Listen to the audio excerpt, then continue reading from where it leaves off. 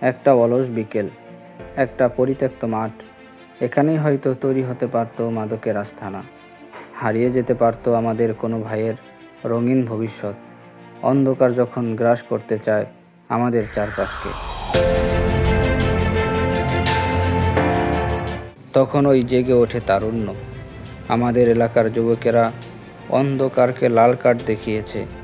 তারা বেছে নিয়েছে সবুজ মাঠের আলো, নিজ কাঁধে তুলে নিয়েছে মাটি সমান করার দায়িত্ব। আসুন শান্তিনগর, এই যে খেলার মাঠ পরিষ্কার হচ্ছে, লোকজন সবাই সহযোগিতা করতেছে। আসবেন, খেলা শুরু হবে, আপনারা সবাই খেলাধুলা দেখার জন্য আসবেন।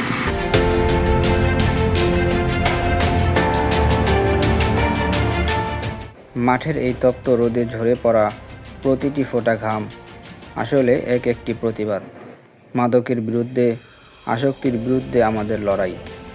আমরা মাঠে যত বেশি ঘাম ঝরাবো, আমাদের সমাজ তত বেশি নিরাপদ থাকবে।